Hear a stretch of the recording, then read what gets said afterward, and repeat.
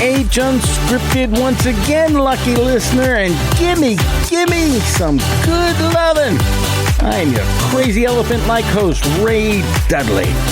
We are coming to you from the Hollywood Squares-like digs of the WKXL studios in Concord. Break out those Sony Walkman. Scott, what is the plural of Sony Walkman? Someone help me out here. Walkmen. There you go, baby. Break out those Sony Walkmans. Dump those junky headsets that come with it. Put in your AirPods. I got AirPods at home. Flip it over to the radio side. You'll find us at 1450 AM, 103.9 FM in Concord, 101.9 FM for the beautiful people in Manchester. NHTalkRadio.com is our URL because, the cool kids need a place to hang out, and that's where you'll find them. Oh, I need to thank my sponsor, Lakes Region Fence up in Guilford. Matt and his crew up there do incredible work, and now look, I think by the time we're doing this, it's almost 4th of July. You know, when you're out there flipping burgers in your sandals and your knee-high black socks and your Canadian thong thing there that you... Never mind. But you know that pervert neighbor of yours who looks over all the time? Yeah, you need some privacy. Privacy, baby. You need some privacy. Go out to lrfence.com, and there are reams and reams and reams and reams of photos out there where you can find the perfect privacy fence. So you can stand out there and all your beauty flipping burgers all day long, and you don't have to worry about who sees you doing what. Yeah, almost threw up a little in my mouth there just thinking of that photo, but that's okay.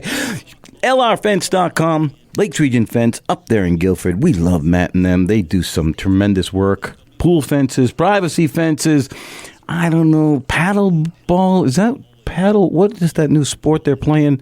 It's like, never mind. Anyway, you need a fence, lrfence.com.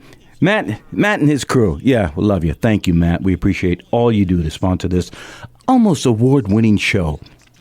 You heard me reference somebody just a second ago. In the house is the doctor himself, Scott Millette. My friend, how are you?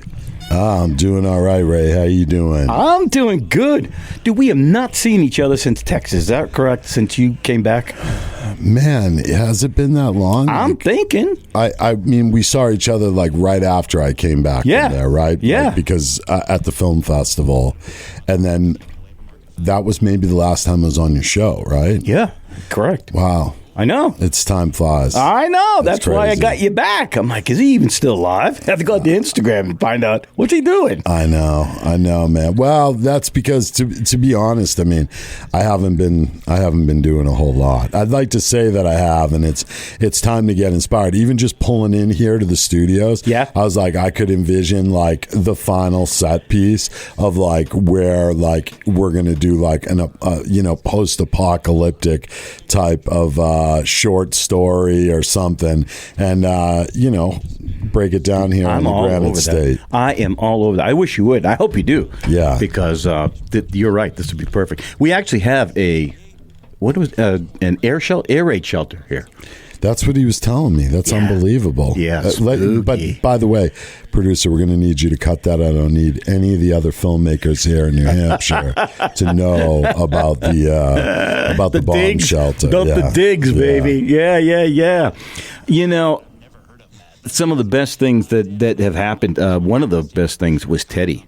And I don't know what's happened to it. I don't know if you buried it, but it.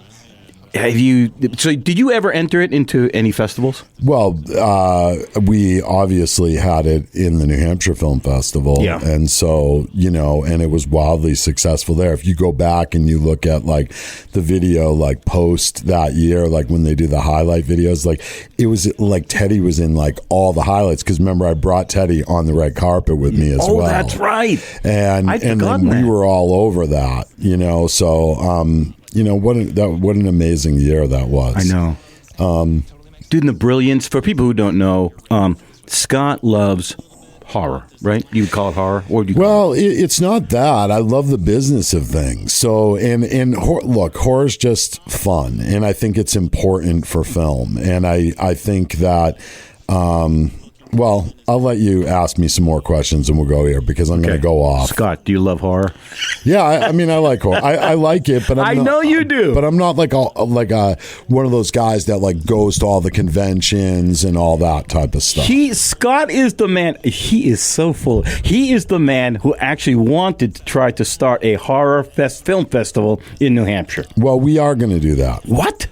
Yeah, we are going to do that, and I'll talk to you a little bit about that like later in the show. We could talk about Rebel House and stuff like that, but like for in the interim, like what about like you said like one of the great things that happened was Teddy. So like, how do you mean? Like you mean for you? Yeah. Well, it was such a great experience. You know, we do a lot of theater here. A lot of people in the building do theater, but there's something about film commercials, that kind of thing. But that is. It's its own world, and it's so beautiful. And what had happened during Teddy was we had the beautiful chance to film in the Halloween parade live. I mean, that was crazy. That was such a cool event to like be filming in and out as we're running through that thing. Dude. Well, that was my my lesson to filmmakers on how to get a free $20 million set. Yeah. Like if we had a budget, like that would be dumbed down to like 4 flatbed trucks, poorly dressed, you know, and like a couple extras that we have to shuffle around. And the thing is like if you're a filmmaker and you want to show people you know what you really got, you gotta think big, but then you have to like go back and trim the fat of your story to what is possible. And so like in that instance, like what like the story behind it, for those of you that don't know, if you go on YouTube, you should be able to put in like Teddy hashtag Scare Bear, and it should come up, and it will, and you could put in NHFF. But like the story behind it is that like I was with a buddy of mine, Michael Ziccola, who's like a pretty big actor here in New England. Later, by the way. And you know, and so we're like at this party, and it's like the launch party for the New Hampshire Film Festival, which I try to be a part of every year. I'm usually one of the presenters, and basically we have a couple guys that are cinematographers that have had some cocktails, and they're kind of like grilling me because I don't really make the types of films that would be in a film festival. I appreciate those types of films and I love them, and I could give you my ranking list on like what makes a great film, what doesn't, what should win Academy Awards, and I'm going to guess that most people that are in that type of category would disagree with me. But you know, industry, box office sales, you know, like would disagree with them typically. And so like basically they were saying like, you know, you're supposed to be a filmmaker, but you never put films in the festival. And of course, Michael and I both had some cocktails, and I'm like, I'll go home and I'll make a film tonight that's better than half the movies. This is a crazy story that you took 2 years to make. It's a crazy story. I had just bought like an outfit that was like similar to Michael Myers and this crazy beard for God knows what reason, but I had, and they were tearing up my street. And so like we go home, I throw it on Michael, I give him like this thing, and I say, you're gonna stumble around the street, and when we wake up in the morning, like if it's dope, like we're gonna finish the film, you know. And sure enough, like wake up the next morning pretty hungover, ready to go for the film festival, but I'm like, dude, it is gnarly, you know. And so I'm like, well, we have to finish it like within the day. And so like I have a couple ideas in my head, but not really. And I called my friend Dolly, and I was like, listen, you're going to be my movie starlet. And then we just go out and quickly improv, and we put it together. And I hold off one extra day so I can videotape the red carpet. And basically what I made the short film about was it's about a serial killer that hates like pretentious directors, and so he kills them. And that was based on because the guys were making fun of me, so now like I'm using my film to kill them off. So meta. And I put and I film some of them are hidden within the red carpet, so they get to see themselves and know that I made it that quickly. And so in between presenting the films at the film festival, I'm also out back editing it, and I put it all together within 24 hours, and I put it out for the final party, and I put out 8 minutes before the final party of the night, so everybody will be watching. Yeah. I want to talk to you about the parade. That was brilliance on your part. Hang on. We got to put a pin in it right there. Oh, it's so nice to be with you. You are listening to NH Unscripted. I am your gallery-like host, Ray Dudley. You are listening to us, 1450 AM, 103.9 FM in Concord, 101.9 FM for the beautiful souls in Manchester. Or, hey, maybe you went out to nhtalkradio.com, our URL, where all the cool kids are. Scott Millette's in the house. We got a lot of road to cover, baby. We'll be right back.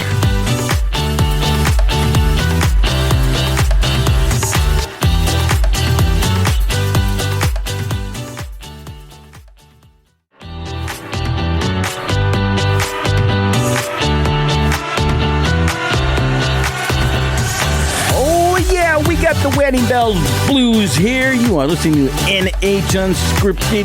I am your fifth dimension like host, Ray Dudley. Got my platform shoes on, my bell-bottom pants. Happy to be out of bed. 1450 AM, 103.9 FM in Concord, 101.9 FM for the gorgeous souls in Manchester. We love you folks down there.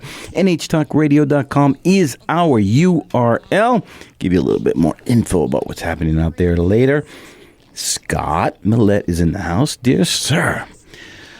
So, finish up that story. Well, to really quickly finish it up, so basically that was it. Everybody watched it that night at the party, and it was a big hit, but it wasn't in the film festival. And of course, a week later, or 2 weeks later in Portsmouth, we have the amazing Halloween parade. Besides Salem, probably the best in New England. And I give you a call last minute. Mm-hmm. We probably got 5 hours before the parade. And I said, Ray, what do you got for a Halloween costume? And you said, I got a lab coat. I go, cool, you're a scientist. Get down here.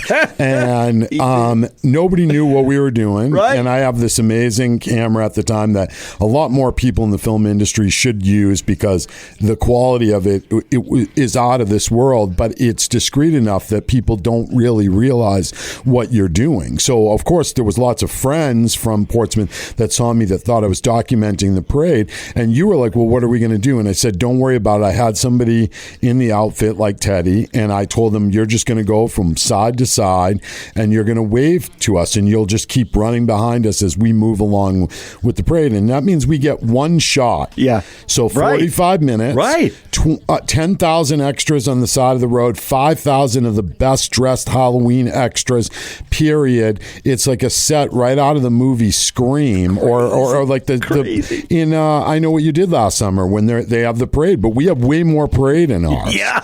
And just the way that it came out was so dope, and we had so many things. And Ray, you did such a great job, and I was directing you literally. I mean, you could talk about it. What was your recall? I never got to hear what you thought. Oh, just so what amazes me was the quick thinking of being out of the box, outside the box. You used that parade. It was to me, it was just brilliance because the simplicity of the whole thing. It was literally less than 5 hours.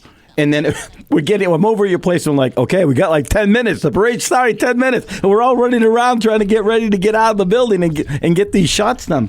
It was just, it was fun. That's what it was. It was fun. And you did a great job, and we literally, I directed you in the middle of the parade. People had no idea. Directed Campbell. And so, for me, one of my there's two shots that are my favorite in the film.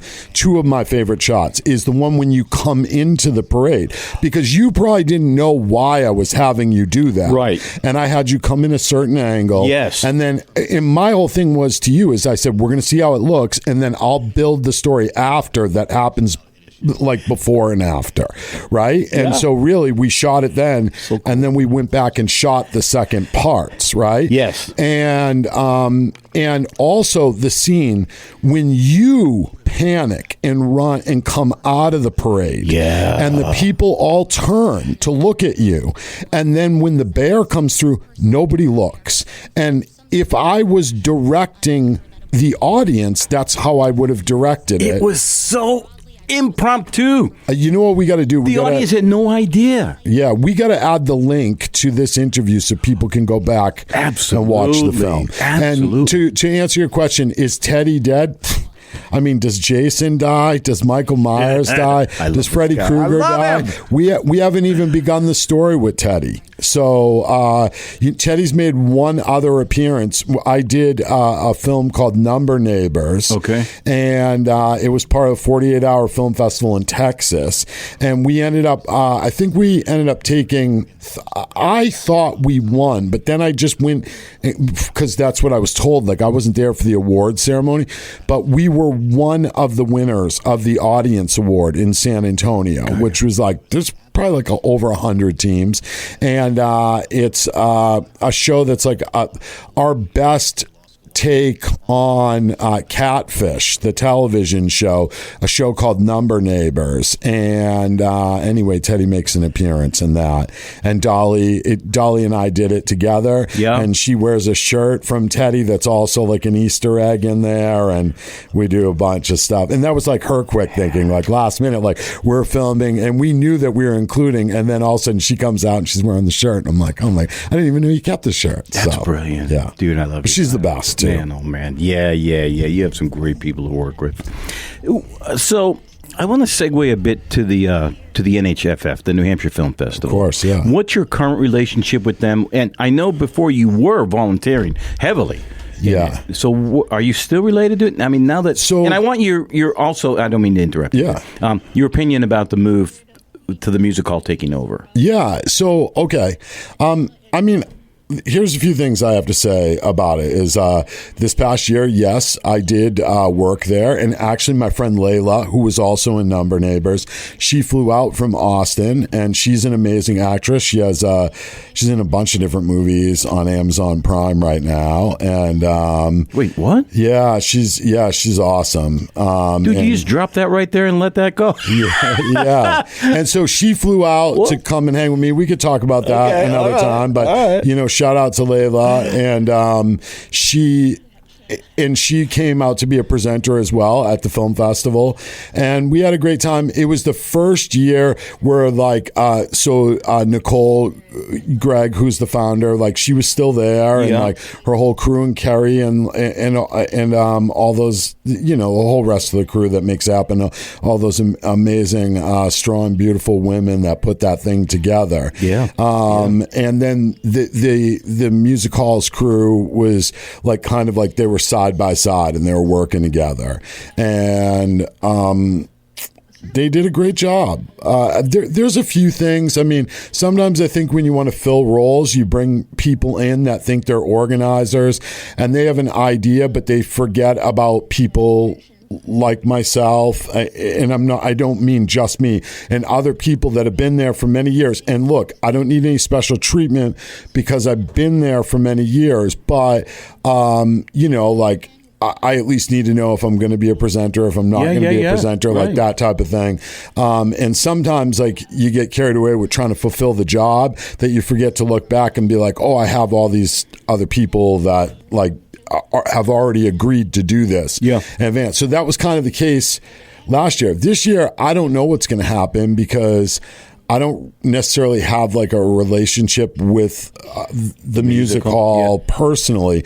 I could tell you this, like them, 3S, like, I mean, like some of that stuff is on fire, like what they've been doing lately for, just like different types of events. I mean, they've had so many cool creative events that they didn't used to have there. So I think that's a good sign. But this is the one thing that I'm going to say. I've been to a lot of film festivals over the years, and one of the main reasons, true story, I know I've told you this before, why I moved to Portsmouth. my parents used to bring us to the plays there when we were young. And so like to me, like that was always the first place you went to like learn about the arts. And I feel like over the years, like Portsmouth really evolved into this like artistic cultural center. And honestly, like the film festival was the best. Like my first film festival that I went to was Sundance. So my bar was high. And I went there with this girl. Her dad was one of the founders of Sundance. And so my experience, as you can imagine, was amazing. And I actually had the honor of being able to return the favor. Like the year that we had Teddy, he came to the New Hampshire Film Festival, and he was blown away by it. And I think that speaks a lot of volume because like he's been all over the world, you know, to film festivals. And what sets NHFF apart, I know this sounds funny, is like the important part's not the movies. It's the parties, and because that's where filmmakers and actors and future film people get to network and really create relationships. That you say that, yeah. And it's also the panel discussions are important, and we can talk about that. That's why horror is important. And so I'm going to say to the Music Hall, if you're listening, first of all, hit me up. Scott Millette. I live in Portsmouth. I'm easy to find. Rebel House NH at Rebel House NH on Instagram is my new place because I want to be a presenter, but there's other stuff I'd like to do with it. You want to be more than a presenter, though, don't you? All right, hang on. Put a pin in that one. My gosh, we are way down yonder in New Orleans. You are listening to NH Unscripted. I'm your Freddie Boom Boom Cannon-like host, Ray Dudley, and we are coming to you from the YMCA-like digs of the WKXL studios. Man, I can smell the pool chlorine from here. 1450 AM, 103.9 FM. That's Concord. 101.9 FM for the gorgeous souls of Manchester. God, we love you down there. NHTalkRadio.com is our URL. Scott Millette is in the house. Dude, this guy's got stories. We're coming back.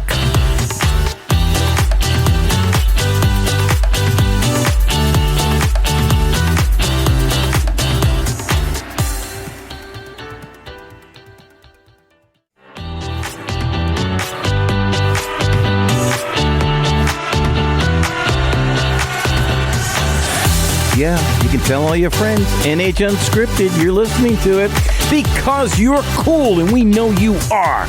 We are trucking on here. You're listening to us at 1450 AM, 103.9 FM in Concord. We're coming to you from the Car 54-like digs of the WKXL studios. 101.9 FM for the beautiful souls in Manchester. NHTalkRadio.com is the heavy lifting URL. It's where all the stuff happens. That's it. Scott Millette is in the house. We're talking film. We're talking New Hampshire Film Festival. We're talking Teddy. We're talking it all. Before we go too far, have you seen Mike Ziccola lately? I tried to get him on. He doesn't respond. Well, that's Michael. Yeah, I mean, I haven't talked to him in 6 months. So. We'll park that there. Yeah, let's not talk. We'll talk about it later. No problem. So, do you think there'll be any change in what happens with the film festival now that the musical has it? I hope not. I mean, I just hope it only grows and it gets better.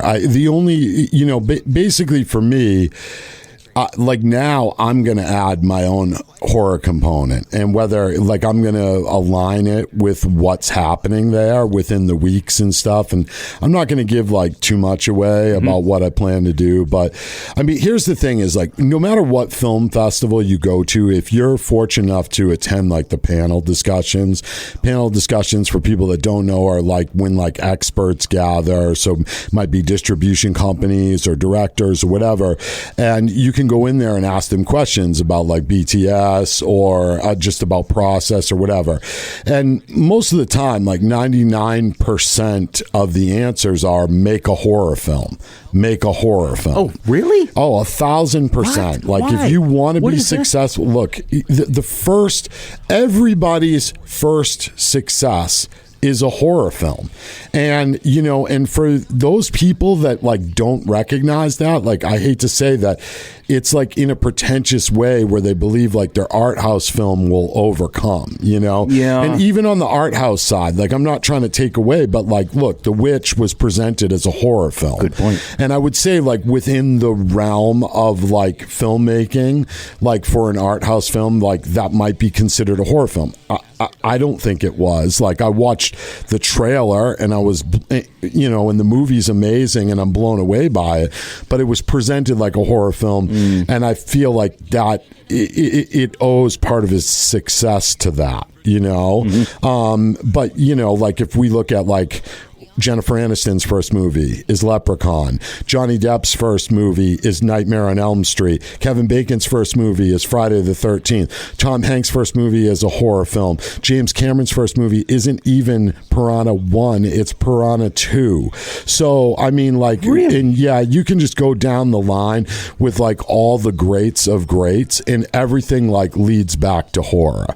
And at the end of the day, like, I mean, you know, try to name a movie star that's more famous than Freddy Krueger, Jason Voorhees, or Michael Myers, you know?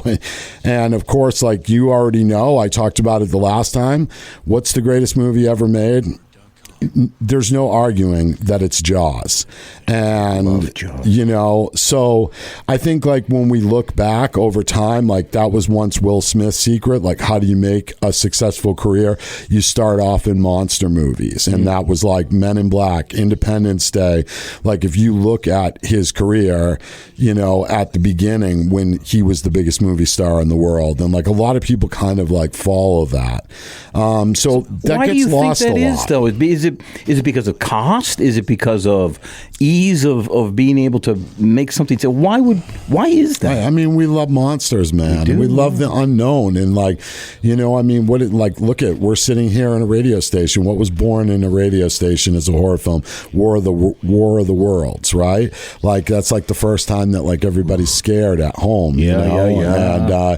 And I just watched the other night. Like, I'd seen it before, but amazing documentary. I think it's 7852 maybe, and it's just about the shower scene in Psycho. And you know, like that, the whole documentary built on just on that. What? And I don't know if you know this, but they took 2 weeks just to shoot that scene. What? Yeah. So you know, but like, how important is that scene, right? And I don't know if you realize like how much to like film that changed. So like, I haven't tested this yet. I'm going to test it. But in the documentary, so make the Psycho sound. Right. Okay. So now, like, first of all, you ever have like a little kid, right? Not that they should be practicing pretending to stab, but if they do it, they make that noise, right? Now, why do they make that noise? Like, they've probably never even seen Psycho. They don't know, but it's become like part of the ethos. It's like culture that like 5 decades removed, 6 decades removed, like a kid naturally makes that noise. Yeah. Now, supposedly, if you actually slow down the actual noise in the movie Psycho, do you know what it makes? I have no idea. Dun, dun, dun, What? So that is true. Now, who's the girl that gets killed in the shower? I know the name. She's blonde. I forget. That's okay. But do you know who her daughter is? No. Her daughter is babysitter in another famous horror movie, Halloween. Wait, so Jamie Lee Curtis? Yeah. Wait, so that was her mom? That's on purpose. Because when they were making Halloween, they wanted Jamie Lee Curtis to be forever tied to Psycho. What is her name? Janet Lee, right? Is that right? I don't know her name. Janet Lee Curtis? I'll have my astute program. I should know that. I should know this. But anyway. Yeah, go ahead. But isn't that an interesting like lineage, right? Like when they go to make Halloween, John Carpenter says, no, I need her daughter as the star because I want to be forever tied to Hitchcock in that way. And that's not how Jaws came about, but it's an interesting scenario if it's true. I haven't fully tested that. So those of you at home test it. Let us know in the comments if that was correct, you know? So are you, without giving too much away, are you thinking about creating more horror films yourself or getting back in? I'd like to at some point do like a feature at Teddy, and I'd like to do some other stuff. But for right now, like, so I have this place called Rebel House. Okay. And it would be like Studio Lab if like Studio Lab didn't have a budget. So like, I believe, like, I know that like on the Studio Lab, you guys mentioned like how gorgeous it is, and everything is like top of the line. Like they could literally make like a Star Wars movie over there. My place is the type of place that, like, where dirty, grungy type things happen. That's where like amazing art happens. Right, like CBGB, or we think of something like Rick Rubin in like his dorm room at NYU creating Def Jam records. Like my place is like, you're not things you won't be able to do at Studio Lab. If you have the budget to like change the backgrounds and do all that stuff, that's great. At our place, if you want to just throw paint on the wall, as long as when I come back it's the same color as when I left, I don't care if you do that. So that's like that's the difference between my place. Is my finish work great? No, I did it myself. I'm not a carpenter, but I'm like a jack of all trades. And so we have podcast studios, YouTube studio, like event space. We already have had, like, we had like, presidential hopefuls like come and have events there. We've had a couple secret like kind of comedy nights, but just recently, like I finally started to start taking in people from the public and that are starting to produce some podcasts there. Shout out to a guy, Dr. Bewell, and he was creating this show there. A lot of the shows that we have tend to be about something that's not legal in New Hampshire, which is like THC stuff, you know, but that's okay because I think it will be legal soon enough. But that the content is about like the health sides of that type of stuff, and like different athletes and purveyors of law and things like that. So all right, so what's the website? You have a website? It's rebelhousenh.com, and on Instagram we're rebelhousenh. And I can tell you this, so like I just re-signed for a year, and one of the things that I'm going to be doing is like a Shark Tank-esque type night, okay? And basically what I'm looking to do is build like a mini bar stool. And I don't mean like related to sports, but I'm just looking for my most talented people like you, Ray. But we want like the young creators, right? Because we need like the young to help like build us up, right? True. And so we're looking for young creators, whether it be like sports ideas to the next Call Her Daddy to the next Joe Rogan, whatever. And they're going to come and pitch the ideas. And we're going to give scholarships to those creators. So we can talk more about that. Oh, my God. Oh, this is what happens. We get so caught up. Oh, I love being out of bed some days, and it's so nice to be with you. You are listening to NH Unscripted. I am your gallery-like host, Ray Dudley. God, we're having a ball today. 1450 AM, 103.9 FM in Concord. We are coming to you from the Gong Show-like digs of the WKXL studios. 101.9 FM in Manchester. NHTalkRadio.com is our URL. I'll give you info about that when Scott and I come back.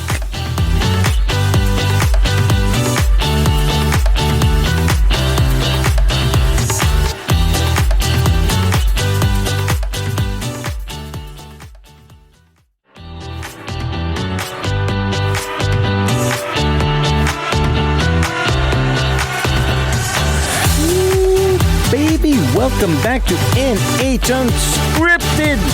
You are listening to us as we come to you from the Love Boat-like conditions of the WKXL studios. I am your Captain Stubing-like host, Ray Dudley.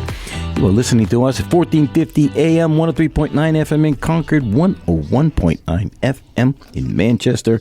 NHTalkRadio.com is our URL. Now, what's happening out there is you can find a button, obviously, to listen to us live. You know, this show comes to you every Wednesday and Friday morning at 9 a.m.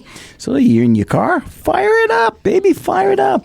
You can find all the archives of this, what should be an award-winning show, and all the other great programs that happen here at the studio out there. They're all archived. Yeah, you get up at 2, 3 in the morning, you're hungover, you need something to help you with. Just go out there. Go out there.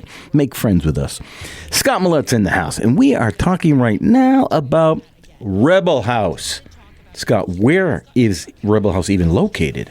So Rebel House is located actually inside the Fox Run Mall. There's not a whole lot left over there, but kidding. Yeah, but what's in the mall is starting to be a lot of cool, amazing local businesses, and that's everything from like a dance hall to like learn how to dance to like jiu-jitsu instructors. No kidding. So yeah, you can come and like learn a 2-step, learn how to choke your best enemy out, and then we'll do a podcast about it. So, but there's a lot of other cool things that are starting to happen over there at the mall, and they've been cool enough to, I have a cool space with some cool studios. We have the Rogan Room, which is modeled after Joe Rogan's first studio, in the Coop, named after Alex Cooper from Call Her Daddy, who's like the queen of podcasting right now. And then we have an awesome event space that holds like up to 150 people. What? And yeah. Dude, you've come a long way from Portsmouth. No, dude.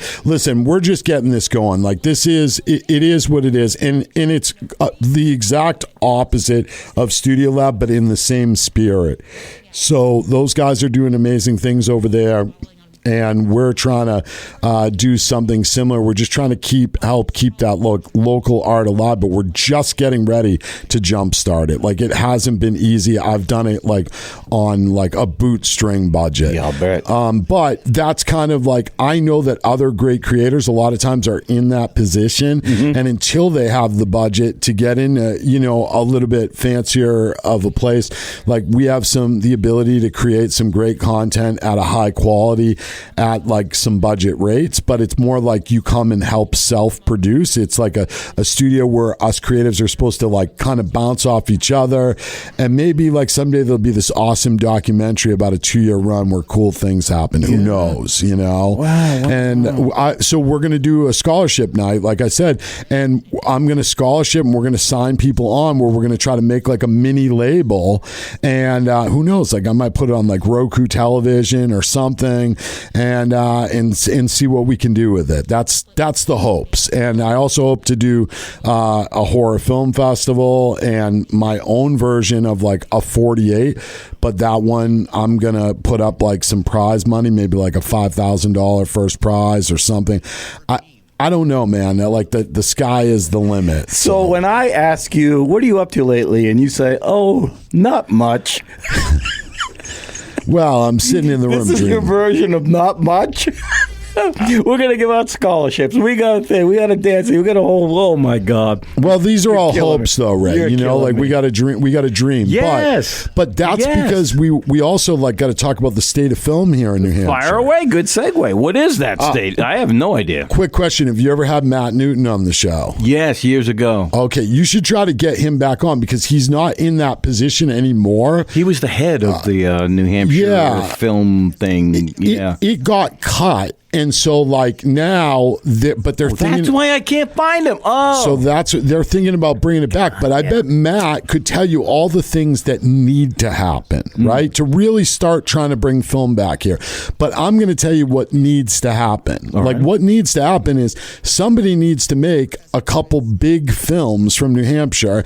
And look, obviously, like in Portsmouth, there's Amy and Chris did The Leftovers. Yeah, they're nominated. They've been nominated a few times here for Academy Awards like Sound of Metal, Knives Out. Those guys are very successful in that commercial realm. What we need is like a film that's like based right in New Hampshire, and to me, like the first one, it's probably going to have to be a horror film. Like we look at those Blair Witches and we look at like those types of things, low budget, high return. That could be done right here in the state. We can make something dope in the backyard of the studio right here. Yeah.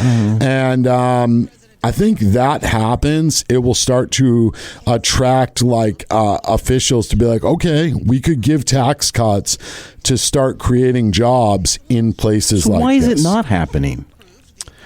It all has to do with taxes. It has to do with politics. It has to do with why a lot of things don't happen, period. But if you're a creative person, you can figure out, like we did with Teddy. Yeah.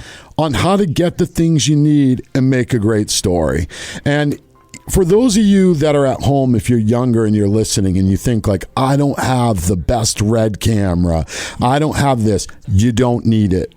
What I want you to do is look historically at what film was shot on, and then look at like an iPhone 4, and it has the same specs as a great cinema camera from back then. And you can buy one of those online for about $12. This is what I teach kids in like some of the programs when we work with like underprivileged youth, you know? And so what's really important is like learning how to edit and like learning how to get an attractive audience, and you know, and also like how films are built now have changed. Like we don't have enough time to go in to all that, and I wish we did, but you know, we could talk about the difference between the new Roadhouse and the old Roadhouse.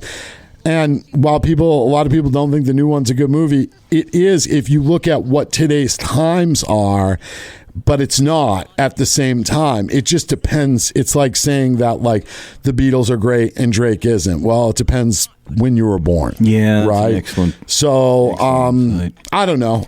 I mean, so have you heard of anything being made lately in New Hampshire? I've heard of nothing. I mean, seriously, things nothing. don't get made here because of the tax breaks. So it's right over the border. It's crazy, you know, and. You know, that can change. That was an issue when Matt was in here, when I talked to Matt before. Right. It was the same issue back then, and that had to be 2018, 2019. Yeah. Well, they just don't see the financial. So the thing is, like, look, if you're trying to shoot a film in a place like Portsmouth, you don't need any more business. Right? Yeah. But if you go to the North Country, like say you go above the notch, there's like a plenty of communities that like people could use jobs, being sound people, being, you know, like whatever. I mean, like set dressers, gaffers, like extras, PAs, like whatever. And you could build, you know, catering companies.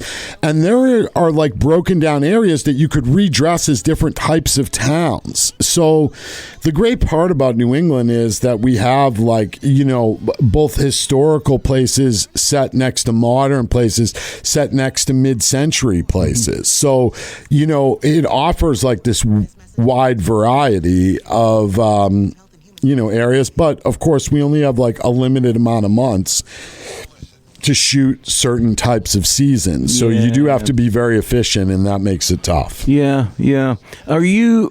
If you look at the film scene out there right now, is there anything on the horizon you're looking forward to going to see? You know what? I just saw the ad for that movie about landing on the moon. I thought that looked interesting. Seen that. But you know what? I wish we probably don't have enough time. Have you seen Civil War? No. It was excellent. Really? And there's a lot of people that will say that it's not and that it's a slanted view.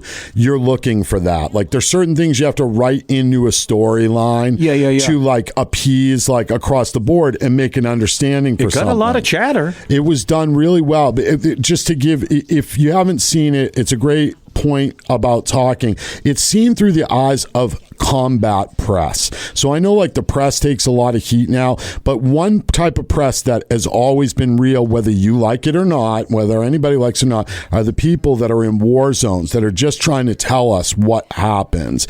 And sure, there's a couple parts that are a little cheesy, like where they try to add in to like create a storyline as some Hollywood people do. Right. But the following of the press throughout the story, just to kind of give us an idea of what that scenario would be like in this world, and it touches in different things, and I don't want to give too much away, but it was really well done. And I actually like post this election, no matter what happens, I almost think there's a spin-off for each one of the individual characters. No kidding. Yeah. Man, we got to put a pin in it there. Thanks for having me, bud. Oh, Scott, give me your URL real quick again. We're going to go Rebel House NH on Instagram, at Rebel House NH, and rebelhousenh.com. Yeah, baby. Give it good loving. Woo, yeah. You have been listening to NH Unscripted, 1450 AM, 103.9 FM, 101.9 FM for you beautiful folks in Manchester. NHTalkRadio.com is our URL. I am your bell-bottom wearing host, Ray Dudley. Scott Millette has been in the house. My friend, thank you so much.